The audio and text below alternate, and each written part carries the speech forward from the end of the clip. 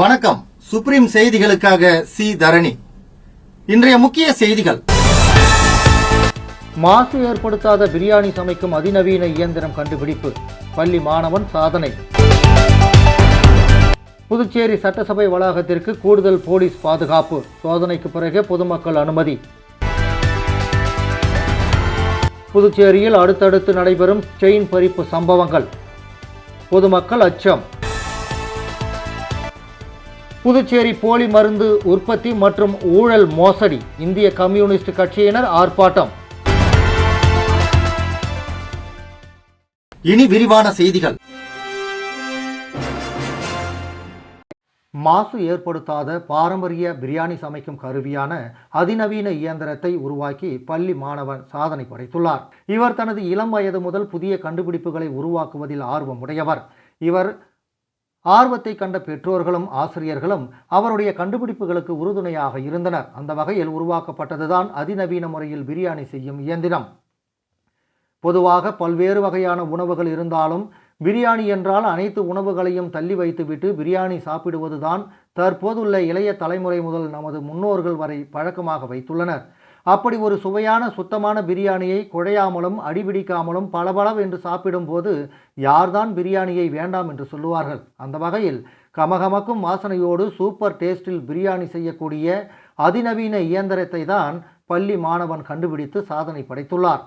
இது குறித்து சாதனை மாணவன் கூறும்போது, பிரியாணி செய்யும்போது தேவையான மசாலா பொருட்களை சேர்த்து கிளறும்போது இதில் உள்ள இறக்கைகள் மசாலா பொருட்கள் அடிபிடிக்காமல் பார்த்து கொள்ளும்.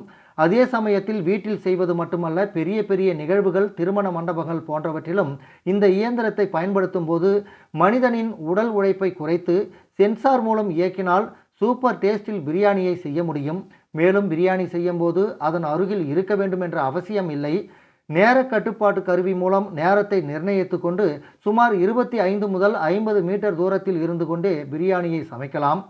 இந்த கருவியை பயன்படுத்தி பிரியாணி செய்யும் பொழுது சுற்றுப்புற சூழலுக்கு மாசு ஏற்படாது, சாதம் அடிபிடிக்காது, குழையாது, குறைந்த நேரத்தில் அதிக அளவில் பிரியாணி செய்யலாம் என்றும் அவர் தெரிவித்தார். மாணவன் சாத்விக் கார்த்திகேயன் பிரியாணி செய்யும் இயந்திரம் மட்டுமல்ல, சென்சார் மூலம் உடல் இயக்க குறைபாடு நோயாளிகள் மற்றும் முதியோருக்கு உடல் சுத்தம் செய்ய உதவும் கருவி போன்றவற்றையும் கண்டுபிடித்து சாதனை படைத்துள்ளார் என்பது குறிப்பிடத்தக்கது.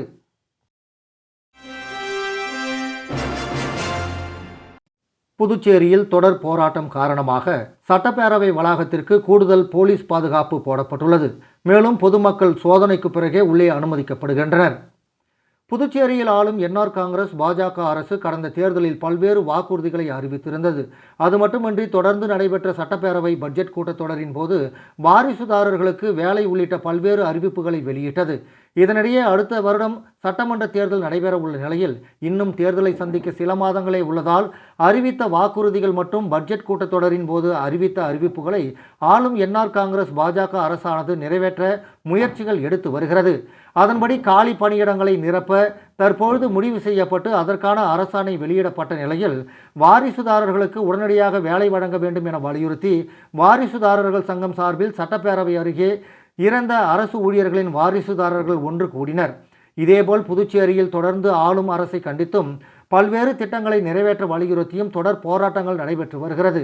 இதன் காரணமாக புதுச்சேரி சட்டப்பேரவை வளாகத்திற்கு கூடுதல் போலீஸ் பாதுகாப்பு போடப்பட்டுள்ளது. அதன்படி வழக்கத்தை விட அதிகப்படியான சட்டப்பேரவை காவலர்கள் மற்றும் பெரிய கடை காவல் நிலைய போலீசார் தற்பொழுது கூடுதல் பாதுகாப்பில் ஈடுபட்டு வருகின்றனர். மேலும் சட்டப்பேரவைக்குள் செல்லும் பொதுமக்களை முழு சோதனைக்கு பிறகே உள்ளே அனுமதிக்கின்றனர். மேலும் சட்டப்பேரவை வளாகம் அருகே பேரிகார்டுகள் அமைக்கப்பட்டு போராட்ட நோக்கத்தோடு உள்ளே செல்பவர்களை போலீசார் திருப்பி அனுப்பி வருகின்றனர்.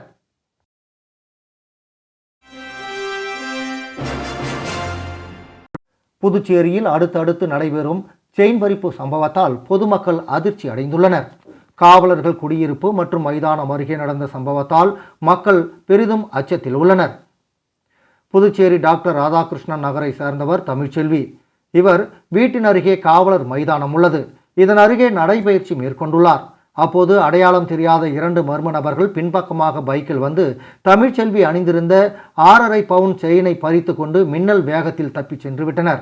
அந்த பெண் கூச்சலிட்டவுடன் அக்கம் பக்கத்தினர் ஓடி வருவதற்குள் அந்த மர்ம நபர்கள் மாயமாகிவிட்டனர். இது குறித்து தமிழ்ச்செல்வி கோரிமேடு காவல் நிலையத்தில் புகார் அளித்தார். போலீசார் வழக்கு பதிந்து சம்பவ இடத்திற்கு சென்று அங்குள்ள சிசிடிவி காட்சிகளை ஆய்வு செய்து குற்றவாளிகளை தேடி வருகின்றனர். அதேபோல் ஆலங்குப்பம் பகுதியை சேர்ந்தவர் ஜெயந்தி தட்டாஞ்சாவடி தொழிற்பேட்டையில் உள்ள ஒரு தனியார் நிறுவனத்தில் வேலை செய்து வருகிறார். இவர் வழக்கம்போல் நேற்று தொழிற்பேட்டை பேருந்து நிறுத்தத்தில் இறங்கி நடந்து சென்றுள்ளார். அப்போது அடையாளம் தெரியாத 2 மர்ம நபர்கள் பின்பக்கமாக பைக்கில் வந்து அந்த பெண் அணிந்திருந்த தங்க செயினை பறித்து கொண்டு தப்பிச் சென்றனர். அந்த பெண் கூச்சலிட்டவுடன் அக்கம் பக்கத்தினர் ஓடி வருவதற்குள் அந்த மர்ம நபர்கள் மாயமாகிவிட்டனர். தொடர்ந்து அடுத்தடுத்த 2 தினங்களில் செயின் பறிப்பு சம்பவம் பொதுமக்களிடையே பெரும் அச்சத்தை ஏற்படுத்தியுள்ளது.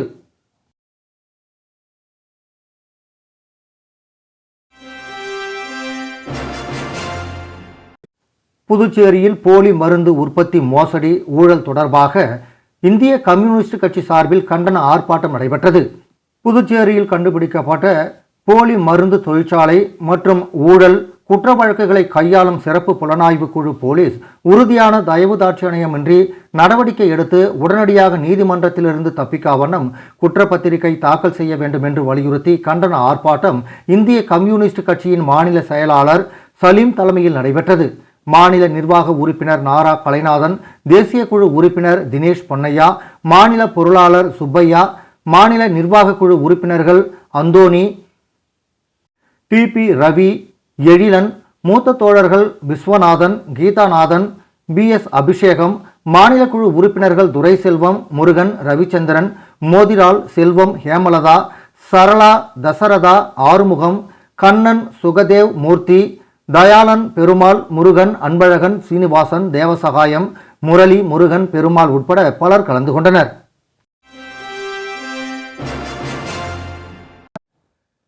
சர்வதேச கருளாக்கட்டை தினத்தை முன்னிட்டு மணவெளி சட்டமன்ற தொகுதி பூரணாங்குப்பத்தில் உள்ள ஜோதி சிலம்பம் சத்திரிய குருகுலம் சார்பில் அதன் நிறுவன ஆசிரியர் ஜோதி கண்ணன் தலைமையில் 1000 நபர்கள் கலந்து கொண்ட கருளாக்கட்டை பயிற்சி நிகழ்வு இன்று பாரடைஸ் பீச்சில் சட்டப்பேரவைத் தலைவர் செல்வம் முன்னிலையில் நடைபெற்றது.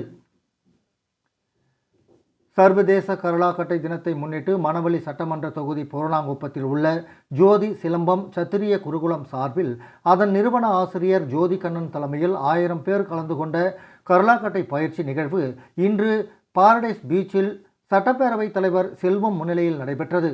1000 நபர்கள் கலந்து கொண்ட இந்த மெய்ப்பாடம் மற்றும் கருளாக்கட்டை சுழற்றும் நிகழ்ச்சியை சட்டப்பேரவைத் தலைவர் செல்வம் தொடங்கி வைத்து வாழ்த்துரை வழங்கினார்.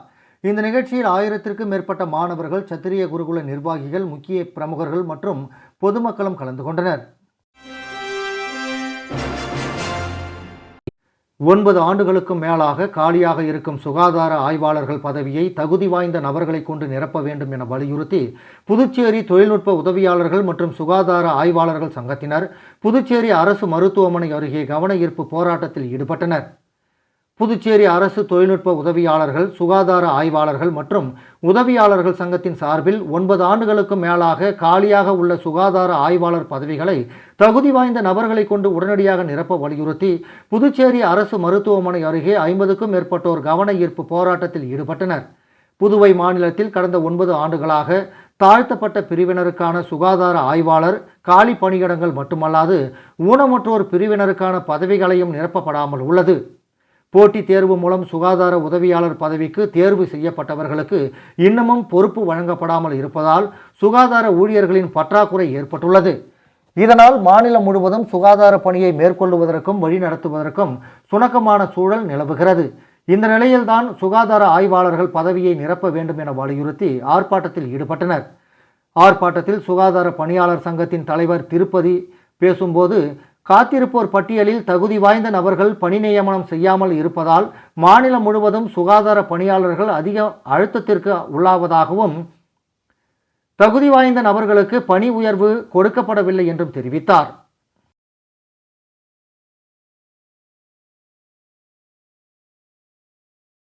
விளம்பர இடைவேளைக்கு பிறகு செய்திகள் தொடரும்.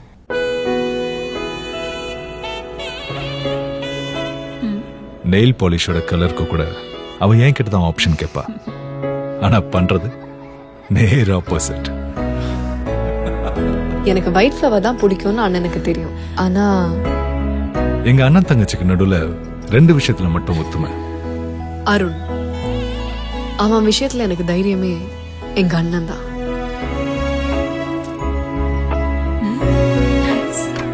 ஏய், உனக்கு தைரியமா கொடுக்க ஜாஸ் ஆலுகாஸ் தங்கம் தான் இருக்குன்னு சொன்னப்ப அவ சொன்னா, பர்ஃபெக்ட்.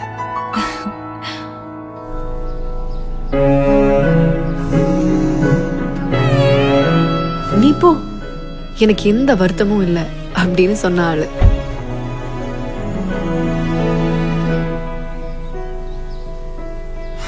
ஜாஸ் ஆலுகாஸ், சில உறவுகள் தைரியம் தரும். செய்திகள் தொடர்கின்றன. புதுச்சேரியில் போலி மருந்து தொழிற்சாலை நடத்தி 16 மாநிலங்களில் போலி மருந்து விற்பனை செய்துள்ளதாக கைது செய்யப்பட்ட உரிமையாளர் பரபரப்பு வாக்குமூலம் அளித்துள்ளார். மேலும் அரசியல் கட்சி பிரமுகர்களுடன் தொடர்பு உள்ளதாகவும் வாக்குமூலம் அளித்துள்ளார். தலைமறைவாக இருந்த ராஜா என்கிற வள்ளியப்பன், விவேக் ஆகியோர் புதுச்சேரி குற்றவியல் நீதிமன்றத்தில் சரணடைந்தனர். தொடர்ந்து அவர்களை சிபிசிஐடி இன்ஸ்பெக்டர் பாபுஜி தலைமையிலான போலீசார் விசாரணைக்காக உருளையன்பேட்டையில் உள்ள காவல் நிலையத்திற்கு அழைத்துச் சென்று விசாரித்தனர். அப்போது விசாரணையில் ராஜா போலீசாரிடம், கடந்த 10 ஆண்டுகளுக்கு முன் மருந்து தொழில் துவங்கிய போது சரியாக லாபம் இல்லை. இதையடுத்து போலி மருந்து விற்பனை செய்ததில் கடந்த 6-7 ஆண்டுகளாக நல்ல லாபம் கிடைத்தது. புதுச்சேரியில் தயாரிக்கப்பட்ட மருந்துகள் தமிழகம், கேரளா மாநிலங்களில் விற்பனை செய்து வந்ததாலும் வட மாநிலங்களில் அதிகமாக சப்ளை செய்யப்பட்டது. மேலும் புதுச்சேரியில் உள்ள அனைத்து அரசியல் பிரமுகர்களுடன் தொடர்பு இருப்பதாகவும் தெரிவித்துள்ளார். ஆனால் அவர்கள் யார் யார் என்பது குறித்து போலீசிடம் கூற மறுத்துவிட்டதாக தெரிகிறது. இதனிடையே ராஜா மற்றும் விவேக் சரணடைந்த தகவல் அறிந்த உத்தரப்பிரதேச மாநிலம் ஆக்ரா, மிசாபுரா போலீசார் அவர்களை விசாரணைக்கு அழைத்துச் செல்ல 2 நாட்களுக்குள் புதுவை வர திட்டமிட்டுள்ளனர். மேலும் ராஜா பெயரில் சுமார் 10க்கும் மேற்பட்ட வங்கிக் கணக்குகள் வைத்திருந்ததும் அதில் தற்போது பணம் இல்லாததை கண்டும் அதிர்ச்சி அடைந்தனர். தொடர்ந்து மேற்கூறிய வங்கி கணக்கிலிருந்து கோடிக்கணக்கில் பண பரிவர்த்தனை செய்துள்ளார். அதில் யார் யாருக்கு பணம் பரிவர்த்தனை செய்தார் என்பது குறித்து விவரங்கள் சேகரிக்கப்பட்டு வருகிறது. இதனிடையே சிபிசிஐடி போலீசாரிடம் ராஜா அளித்த தகவலின் அடிப்படையில் புதுச்சேரியில் தயாரிக்கப்பட்ட வட மாநிலங்களில் சப்ளை செய்யப்பட்டுள்ள போலி மருந்துகள் அனைத்தையும் விற்பனை செய்ய தடை விதிக்க கோரி புதுச்சேரி மருந்து தர கட்டுப்பாட்டு துறை மூலம் மத்திய மருந்து தர கட்டுப்பாடு நோட்டீஸ் அனுப்ப திட்டமிட்டுள்ளனர். இந்த வழக்கில் தொடர்புடைய மேலும் சிலரை சிறப்பு புலனாய்வு குழு 10க்கும் மேற்பட்டவர்களை கைது செய்துள்ளது.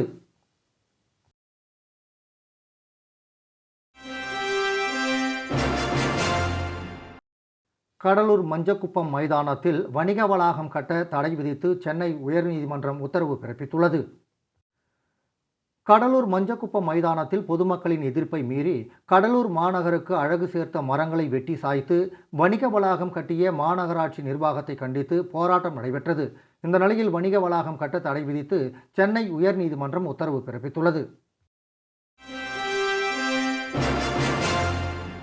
நடிகர் ரஜினிகாந்தின் பிறந்தநாளையொட்டி புதுச்சேரி மாநில ரஜினி ரசிகர் நற்பணி மன்றத்தின் சார்பாக மாநில செயலாளர் பிரபாகர் தலைமையில் மணக்குள விநாயகர் கோவிலில் தங்கத்தேர் இழுக்கப்பட்டது. சூப்பர் ஸ்டார் ரஜினிகாந்தின் பிறந்தநாளையொட்டி புதுச்சேரி மாநில ரஜினி ரசிகர் நற்பணி மன்றத்தின் சார்பாக மாநில செயலாளர் பிரபாகர் தலைமையில் மணக்குள விநாயகர் ஆலயத்தில் தங்கத்தேர் இழுத்தும் அன்னதானம், அபிஷேகமும் நடத்தப்பட்டது. இதில் ரஜினி ரசிகர்கள் ஏராளமானோர் கலந்து கொண்டனர்.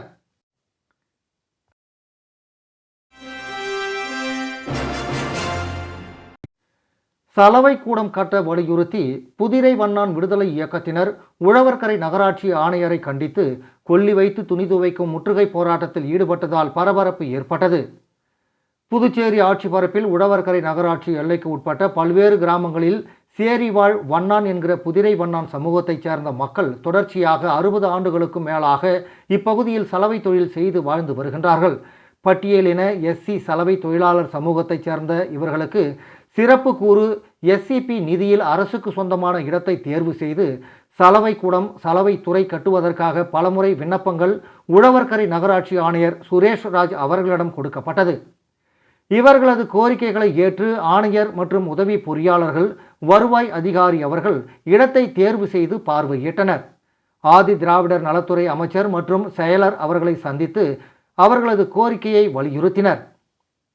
அவர்களின் நீண்டகால கோரிக்கையை ஏற்று ஆதி திராவிடர் நலத்துறை செயலாளர் முத்தம்மா சலவை கூடம் எஸ்சிபி நிதியில் கட்டுவதற்கு மதிப்பீடு மற்றும் கோப்புகளை தயார் செய்து அனுப்புமாறு உழவர்கரை நகராட்சி ஆணையர் அவர்களுக்கு உத்தரவு பிறப்பித்தார். இந்த உத்தரவை சிறிதளவும் பொருட்படுத்தாமல் காலம் கடத்தி கொண்டு போகும் ஆணையர் சுரேஷ் ராஜ் மற்றும் உதவி பொறியாளர் அவர்களை கண்டித்து இன்று இயக்கத்தின் சார்பாக கொல்லி வைத்து துணி துவைக்கும் முற்றுகை போராட்டம் நடைபெற்றது.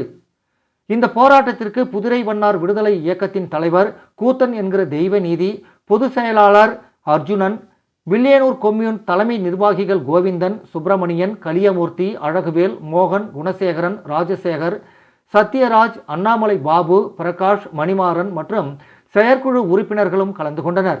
இந்த போராட்டத்தை வழிநடத்திய புதுரை வண்ணார் விடுதலை இயக்கம், புதுவை மாநில தலித் பழங்குடியினர் கூட்டமைப்பு மற்றும் பொதுநல நிர்வாகிகள் பலர் கலந்து கொண்டனர். இந்த போராட்டத்தில் ஈடுபட்டவர்களை ரெட்டியார்பாளையம் போலீசார் கைது செய்தனர்.